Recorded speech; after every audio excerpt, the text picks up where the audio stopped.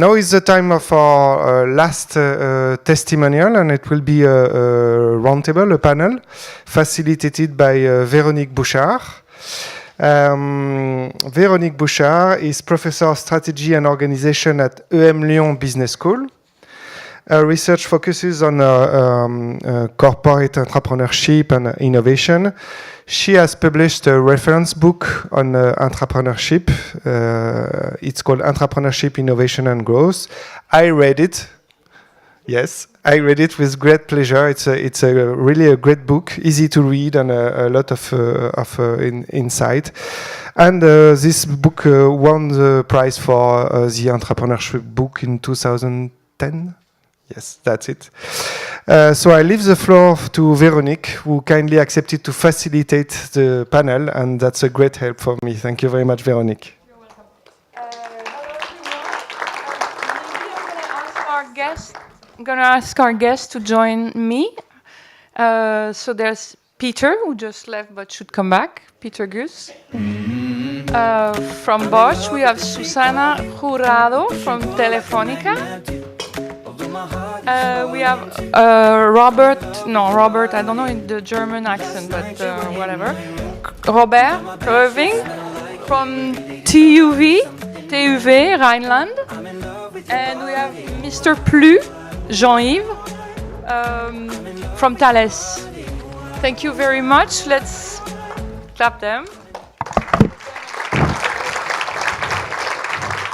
Okay, so all these people are in charge of what I call an entrepreneurial or intrapreneurial device, either an incubator or a division or a program whose goal is to stimulate and support corporate entrepreneurship within their company, correct? Yes. So I just want to underline a fact which interests me as a professor and as a student of corporate entrepreneurship, is that two of these devices are very mature, i.e. Peters and Susana are working on corporate entrepreneurship devices that have more than 5 years. Is it correct? Whereas Jean-Yves and Robert are working on newer devices, and there's a life cycle like in everything else, so we will see that there are different challenges and different issues as devices grow more mature and more complex. Let's call it this way. So maybe we can just start with a brief presentation of what you're managing, when it has been set, and how it has evolved through the years. So maybe we start this way with the younger one and move towards the more senior one. Yes. Yes. In fact, within Thales, we have a long history of, let's say, creating startups or internal companies, but it was not really structured.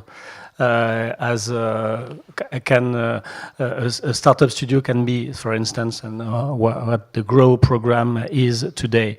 The example of Aeropolis, which has been mentioned this morning, is one of these examples, meaning that things could happen from the field, but now, since the creation of the Digital Factory 1.5 years ago, we try to structure more this kind of entrepreneurship way of working within the company.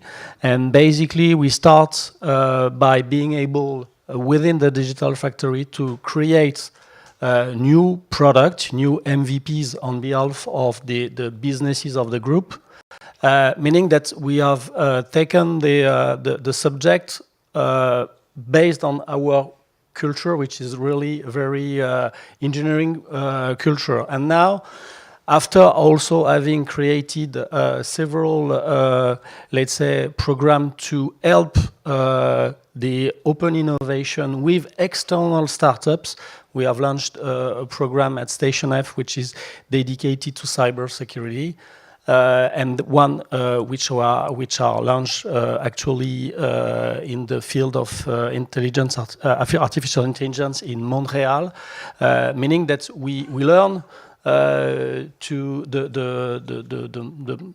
some programs, entrepreneurship programs, to create innovation with external startups. And combining these two approach, the internal, let's say, engineering program, plus the companies of or support of external startups to create entrepreneurship and open innovation inside the group, we decided to launch our own startup studio to create the new generation of startups inside the company, and then we put more focus on the what you call the contextuality, meaning how to work, how to help really entrepreneurs inside the company to create their own product, which is more focused on the team than on the technology itself. And the second things, that how we can help also the rest of the company to improve the governance of these new vehicles in order to improve the way to the success.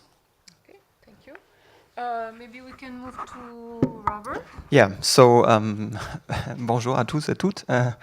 I want to speak today about what we are doing. So TÜV Rheinland, I don't know if everybody is familiar what we're doing. So we are testing, inspecting, and do certification, and we do this for quite some time now. So with a long heritage. So we come from the steam machine, and what we are having is we have 20,000, almost 20,000 people or employees all over the globe. And we would like to use this potential, very high trained people, a lot of engineers. And so our idea was to basically use the Kickbox program. Some of you might be familiar with the Kickbox program. It was founded some years ago, or first implemented by Adobe. We basically adapted this a bit, but used this now as our Kickbox program. And we are now in the second batch or the second phase. So we started 2016. Okay. Everybody knows what is a Kickbox program? No. Okay. Maybe you can say. Okay. I didn't know. So you talked about it like Yeah. if it were super well known, but I'm not sure. Yeah. So the Kickbox program is basically it's not rocket science. What it basically provides, it's a very structured way of funneling ideas, so ideas by employees or entrepreneurs in a system which is then the Kickbox. And in the Kickbox you basically get a mentor that basically does mentorship with you, and you also get the fundamentals. So it's a lean startup, you learn the lean startup methodology. Some people are used to canvases, some are not. So it basically builds up on the foundation. And you work in 3 months, basically towards the MVP, and then you have a demo day, and then the jury, which consists in our case also part of the board, decides then on the idea, and you get then really funding. So before the demo day, you have something like, and I see it, you printed it out. So the entrepreneurs get a credit card with 500 euro on it, and they can basically try to evaluate their idea to a status where we basically can evaluate it. And then from this point on, they really, we had last year 7 ideas that basically got 5-figure funding. So this is really then evolving from this. So we use this basically, the Kickbox program was developed by Adobe. We did some tweaks, but it's still the Kickbox. Okay, so it's a pleasure being here. Even if it's orange, you have treated me very well, so I'm very happy to be here. We're colleagues in the end. I don't think we're competitors anymore. Yeah. So, we started in 2011, testing with a couple of innovation projects. It's when Eric Ries published his book, The Lean Startup, testing in a couple of innovation projects. If we were capable of, if we were capable of working like startups and changing the way of working. And after testing that and seeing that it was possible inside a large corporation to work that way, in 2012 we created our intrapreneurship program we call Lean Elephant. The elephant part, I think it's obvious. It has changed a lot since then, because when we started it was very unstructured, it was more focused on the way of working, this intrapreneurship way of working. But then we had to structure and we put in place a stage gate process that's basically allows us to manage our ventures like real ventures and with incremental funding.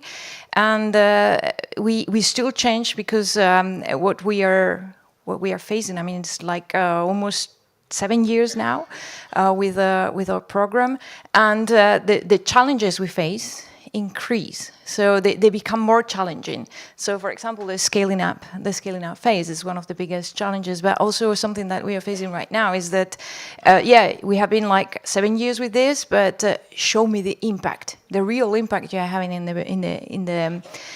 the company and beyond revenues and so on. And there's a part that both Steve and Peter had mentioned, that is the change in the culture. We are also creating talent. Talent is key. We're creating talent that is capable of working with uncertainty, that is bold, that has initiative, that is capable of working in an agile way. So, I could be talking a lot of times. I think we'll come back to that. Yeah. Okay. Yes. Sorry, Peter. Thanks, Susanna.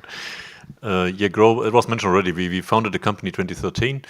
It was a one-man show then, but we also took a lot of time before that, like 2 years, trying to systematically research every knowledge that was there and then try to build the perfect incubator. And same as Susanna said, it changed a lot since then. So we realized, for instance, that we need to do a lot more expectation management. So people coming from the corporate environment, they have a brilliant idea. Usually technology-wise, they are perfect. If you just let them run they would just create a more perfect product, and then after 2 years engage the customer first and then realize that maybe there's no market for it. So we forced them actually to do more customer engagement, go out of the building and so on. And we learned that they weren't expecting that. They were just expecting to enter a new corporate project to develop a product. So we introduced this kind of program. We took a look at the Kickbox program from Adobe and created a 3-month program, an accelerator basically, which serves both qualifying ideas but also expectation management. Teach people what they need to expect from lean startup methodology, what it means to have freedom, because freedom is a lot of responsibility too. And also the engagement is much higher, so your personal engagement is much higher than in a normal predictable job. So we are handling uncertainty. That was all the kind of learning that we had over the 5 years. And I can really say that the biggest problem is always in front of you and you just can't look behind it. Okay, thank you. Maybe what I would like to do with you now is look at the impact you think you are having on the rest of the organization since you exist and as you evolve in the company, as your device evolves. Yeah, we need to be very realistic there. So Bosch is a company of like 400. I have 410,000 colleagues, no? So 410,000 employees worldwide, and really worldwide, we're talking like 126 countries that we are in. And we are just 200 in Ludwigsburg and maybe, let's say, another 200 around the world. So we are talking one startup person per every 1,000 employees in Bosch. So this is the impact that we have. It's maybe a little bit more. We are known. We get quoted a lot in public speeches of our CEOs. So they actually use us as evidence that Bosch is doing something innovative and playing this ground. So this is important. And what we also can contribute now, looking back, is we are able to attract talent and to hire people that Bosch normally wouldn't, like in the area of artificial intelligence and robotics. So we were able to staff a team of 60 people in Silicon Valley, very competitive environment, where our corporate research was really struggling to staff their teams. No? So these are the 3 aspects beyond business, of course. I mean, business takes a long time. So we are after having set up 8 startups that we are funded out of maybe 200 ideas, 2 of them are in transformation back to the corporate. 2 have been shut down, 1 has been sold. It's quite a normal success rate, I'd say, but there's no profit yet. But what we can contribute actually is brand value and talent. Okay, thank you. When we talked a couple of days ago, Susanna, you told me that time to market had been much reduced thanks to the lean elephant device. And you also mentioned some changes in the culture from techno-centric to customer-centric. Do you want to elaborate on that? Sure. Well, actually, when we started this, as we were pioneers, we wanted to measure if this was working or not. And we started measuring, for example, the speed. And the speed is something that has improved. So we are twice faster than we were before in our innovation cycles in general. But also one thing that we realize is because of this speed up, but also because of this incremental way of funding, we have also been able to do more with less. So within the same time frame and budget, we're capable of testing 45% more ideas than we were before. And also, this is a message that our finance guys love, is that we spend half, in average, half the budget in each project we spent before. So even in our big bets. So that's also a good message. And of course, I mean, we're a technological company. So before we made this change, it was more technological-driven innovation.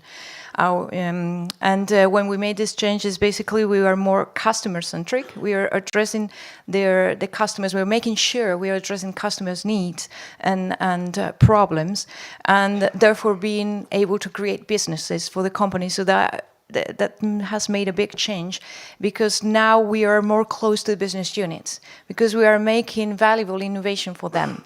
So we are capable of involving our innovation units even in the definition of our innovation thesis, and all the way around until we finish the scale up and we transfer our products for their commercialization.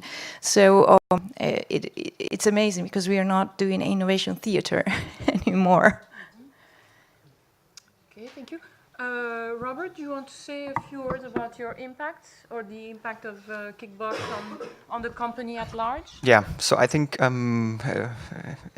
we are not as far as the others are, as Bosch or Telefonica, but the Kickbox for us is a big step. First of all, one element is that the employees can really develop an idea and work continuously on it, and really in this let's say new and agile way.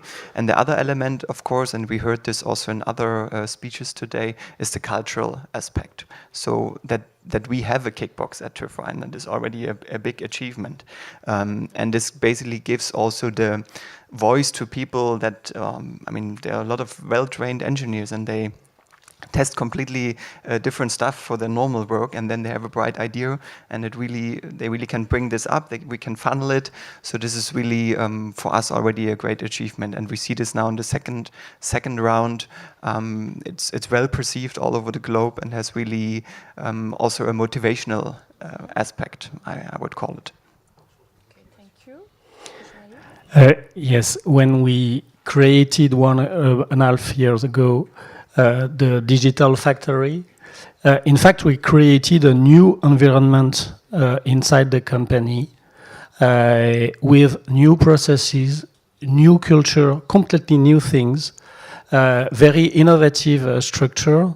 And the first impact that we can see is really that we are able to attract new talent, but also to reveal existing talent within the company that are completely impressed by this new freedom which is given within the company to create new things.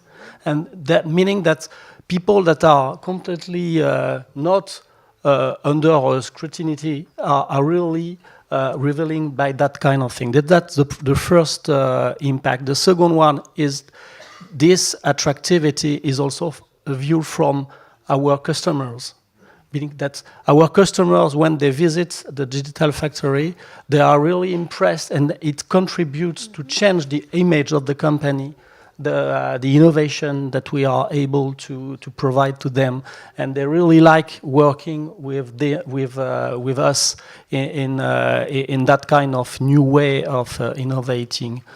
The third impact is really to accelerate the time to market, and even if it is too early to see the result in terms of revenues generated with this new way of working, one thing is really sure, is from the people that are internally within the group used to work for the very long life cycle of from innovation to selling to customer, things change in their mind that it's really possible to go much faster, and that's really very important impact to change the mindset.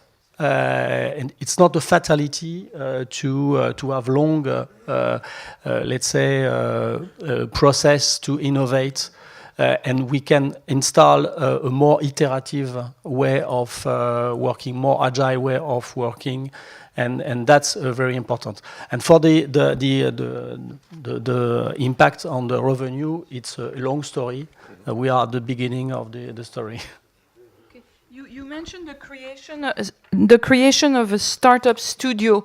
Where is it going to be located? Near to the digital factory? It is going to be located at the digital factory in order to be able to capitalize on all the coaching and the new culture that we are able to provide for these internal entrepreneurs. Okay. Maybe the last round we could talk about the challenges you're facing, the most important challenges you're facing. You want to start? Yes, the most important challenge we are facing is really to change the culture. Because for a company such as Thales, which is a really technology-driven company, being able to convert a new project, a new product, a new digital product into a new business model, on a new market, it's really something very, very difficult. Meaning that when we produce our first MVP, it's just the beginning. And before this MVP are able to generate revenues, it's a long race. And that implies that a lot of people start working completely differently, meaning being able to master new digital marketing, growth hacking techniques, and so on and so forth, change completely their mind in terms of business models. And that's a really long race. And that's why we generated a lot of MVPs on digital fields that are based on the SaaS products. And to convert that into a business, it's really not so easy. Okay, so do you need to acquire new resources, or do you need to train people? What are you thinking? We need probably both of them. Train resources and hire new resources, and especially in the field of marketing, commercial people, in order to be able to convert this new approach into commercial successes. Okay, thank you. Maybe we can go around with Robert. So I think for us there are two main challenges. So the first challenge is basically I would call it endurance or longevity, because when the Kickbox project starts, a lot of people are highly motivated. They're burning for the idea. They're on fire. Then they go basically through the process, and finally there's the demo day. Then they get the funding. And then I always say, before the kickbox is after the kickbox. Then the harder work is coming, and really having the right people here and really motivated, and which can basically overcome the mountains. That's one element, and which factors a bit in is also that we have then two targets. I mean, if we take, for example, an engineer, daily work to do.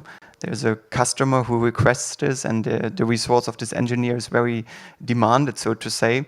We have to balance between, is he working on the Kickbox project?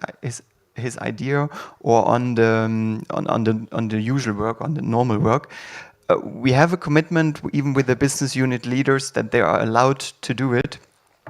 But at the end of the day, the customer requests are usually prioritized higher. That's normal, but that's a challenge that we definitely face. Yeah. Okay. Well, I mean, I think that if you survive, it means you will have, solved that challenge. Yeah, more and more with every batch. Yeah. Probably they managed to solve that challenge and they survived. Well, at least until now. Never knows. In my case, I somehow said it before because impact measurement is one of the things, and also it's related to that. You always have got to show that you're bringing something, you're bringing value to the company, and I think that's something that we are going to have always. You're always going to have, and the other one is scaling up. But also another thing that we are doing. I mean. We have already incubated more than 70 ventures. 18 have been transferred to the business units. We have in one spin-off. We have killed several other. You can make this abstraction, but we are still learning. And another thing that we have learned is that also there was a question for the entrepreneurs before. They have to be treated differently. And one of the things we are trying to work with our human resources department is the incentives part. Because nowadays, entrepreneurs are being treated like product managers. But they are not really product managers. They are more than product managers because they are creating the new growth engines for the company. And we should have something special for them. So that's another challenge that we have right now is how do we have an incentives program that really puts in value the risk these people are running, in particular with their professional career. So. Yeah, quite similar experience with us. So we're still there. We managed the operational level quite well, I guess. So as long as we are in control, everything works quite all right. I wouldn't say perfect, but it's all right.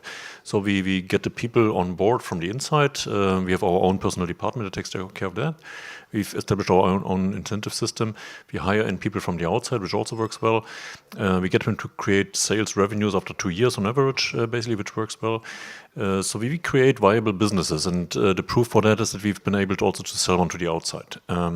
What really is still hard and is a constant struggle, big corporate always comes back with new rules, and it's a constant fight to get a new deal to be accepted from the rule, for instance. And then the other one is, at one point in time, we want to go to corporate and try to integrate our new business into the big corporate. And this is really hard because we need to fit into a number of windows. We need to fit strategically, and there's a small window for strategy planning. It will be the same in your companies. There's maybe like a 2 weeks window every year where you can squeeze in some new strategy point. And the same is for economic fit. So there's a 2 weeks window every year where the plans are made for next year. And if you miss that, you don't get any money next year. And we are really talking about substantial money. This is not just pocket money. You're talking usually 1-digit millions there. And if they are not planned, we can't get them. So this is the constant struggle that we have, and it doesn't go away, unfortunately. Can you talk a little bit about the governance of your the Grow platform? Yeah. Who from the corporation is included in the governance of? Yeah. This has also changed. So we had a different setting in the beginning and realized that having all the startups governed by the same board is just not doable. There's too many details, and we don't get these people together spontaneously. So we have a 2-level structure. Each startup gets its own particular board with expert from the outside. So there's a non-Bosch employee from the markets that consults the team, and there's a Bosch employee with a higher ranking Bosch employee, basically. And there's us and the startup CEO. And then on top of that, for the strategy of the Grow platform, we have set up it's the second leadership level in Bosch. It's not our board. It's one below, and it's corporate department heads that are in our board. Deliberately not business divisions, because we want to create new business for Bosch. So taking on the business divisions too early we would be risking to incrementalize the business idea. So we want to let it run for at least 2 years without any business division involvement. But then we need to take them on board for later integration. So in the beginning, it's only corporate department head, strategy, controlling, venture capital, and research. So it's 4 perspectives: technology, business, inside, outside. And after 2 years, we involve the business divisions. Thank you. Questions? So, thank you very much.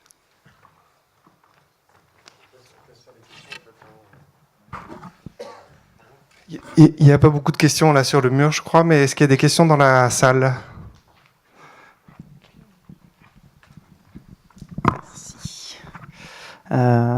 It's Gilles. I'm a member of the association Les Activateurs, promoting intrapreneurship.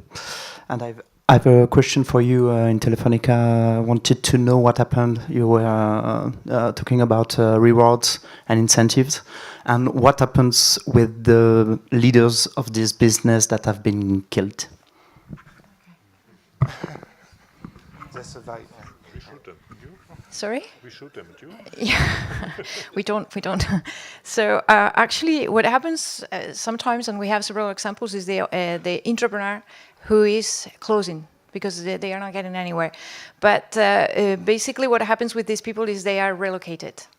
In our program, when somebody presents an idea and is being selected, it can come from any other part of the company. The first 3 months, they remain, their job position remains waiting for them in case something happens. You can imagine the first 3 months are the ones that most of the ventures die. Yeah?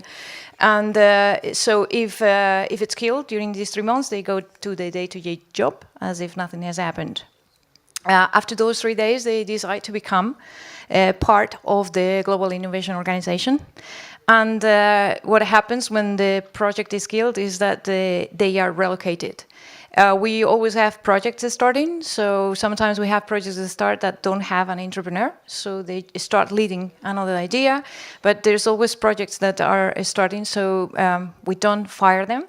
And I think that is key for something like, I want to close this because I'm not getting anywhere, and there are a lot of exciting projects around me or ventures around me I would like to work on, even if I'm not the entrepreneur, and that's what happens. We don't fire them.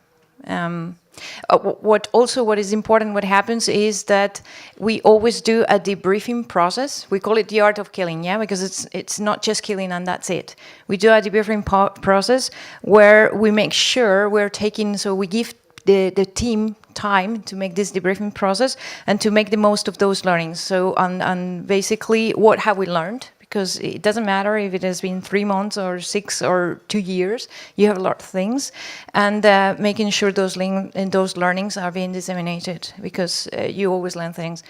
But it's always tough. That's for sure. It's always tough because some of the entrepreneurs fall in love with their with their venture. And did I answer your question? Yeah. Question for me, how much are you investing in these programs annually, and how is the financing of this program decided?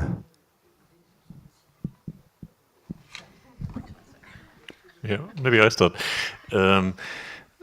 First of all, there's a phenomenon that corporates need to understand. This is the demand for resources increases exponentially. It basically doubles every year. And this is totally unseen in corporates normally. So our financial departments have a hard time understanding that. So they think, okay, we give you 500,000 this year, and we give you 500,000 next year. And then we go back to them and say, no, we need 1 million next year because we are growing. And, well, we could do it with 500,000 last year. Why can't you do it again with 500,000?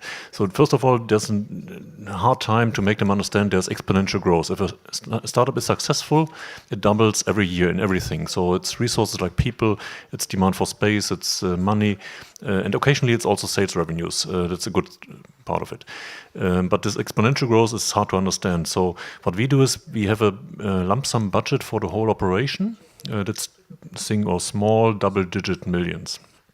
And we fund on average 4 startups that are running in different stages of maturity. And by mixing this portfolio in the right way, we can kind of balance this increasing demand of the startups in a way that corporate doesn't actually notice. So we have a constant budget year on year, which doesn't change much. And inside the company, we shift these budgets also. I mean, try to shift budget during the year or across the year end in your company. This is almost impossible to do. We can do that because we get this lump sum budget, and inside the company we shift the budgets between the startups. And the startups you can calculate. And I mean, we start with like 100 or 5-digit figures, and then when the startups exit our platform, they get single-digit millions in funding every year. But we are talking then 20, 30 people sometimes.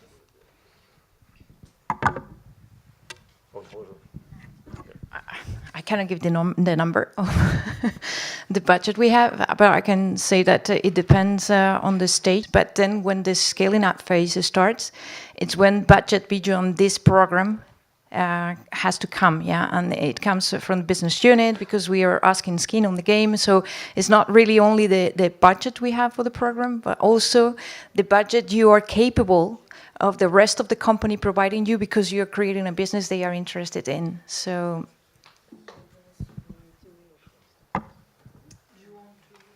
Last question. Question from Germany. Thank you so much. This is Tobias from Deutsche Bahn Intrapreneurs. We are the internal company builder of Deutsche Bahn. Thank you so much for sharing your insights. I would be interested in your top one learning or top one advice regarding finding and attracting the right people within the company. Scouting, communication, all those issues or challenges.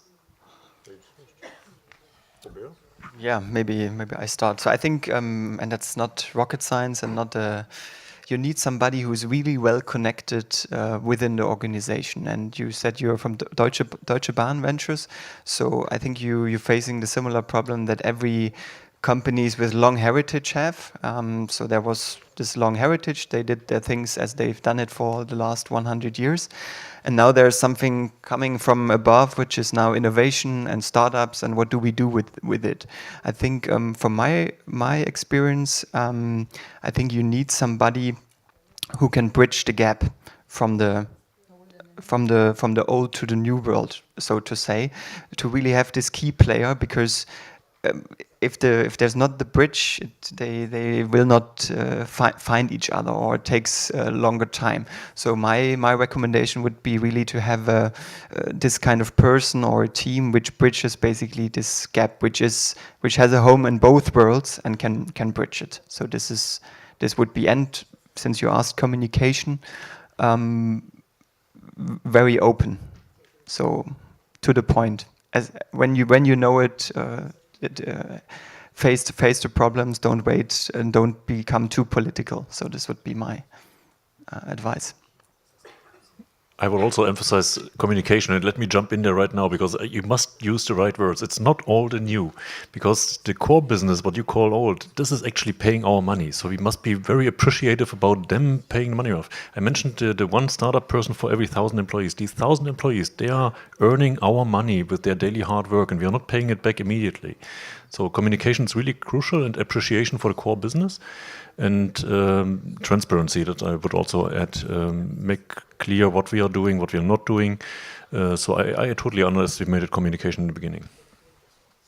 Yeah, I agree with the communication part and the transparency part. It's also very important to make to show from the very beginning what is it you're looking for, and the type of ideas you're looking for, but also if you have to be very transparent in how the selection process is going to be, and making sure you're being fair, involving different parts of the company, because it's not just the innovation guys, they select whatever they want. No, we involve like 70 evaluators around the company for each innovation calls. So transparency, giving feedback is key. But I think what it's absolutely key also is, I mean, these people are in the company, they're just waiting for an opportunity to emerge. So communication is absolutely key. But also to get the opportunity to work there, managing the bosses, especially the middle management, and making sure they let them participate, and also if they get selected, giving them the opportunity to work in this program. Yes. Okay. Just to conclude, we communicate a lot on our value and the way we work at the Digital Factory. And value is about key things such as the new culture we intend to deploy within the group, but also new values such as diversity and inclusion. And in fact, communicating on this way of working, this value that's found the way we work, really generating attractivity for new talents, because they are looking at what is our environment of working, what you mentioned before, which is very important also to communicate on, but also they are clearly in let's say, some of emphasis with our values. And if they value our value, meaning that there are people that are interesting for us. Just to add a word for Orange, because the program for entrepreneurs is not only happening in Paris, but also in French region and in various Orange countries. We have set up what we call an entrepreneur booster community. And there is one here from Poland, Martin. And we are building this community of some kind of ambassador of the program locally, who can explain what is the program, who can support the application of the entrepreneur locally. And then if the entrepreneur from a specific country, from a specific region, there are Mathilde and Odile from Brittany and Grenoble, they can support the incubation of the entrepreneur locally. We distribute the program in the various regions and in the various countries. So more to exchange after the break, because we are, I guess everybody's starving. We are 30 minutes late, so I'm sorry about that. I want to thank the panel very much.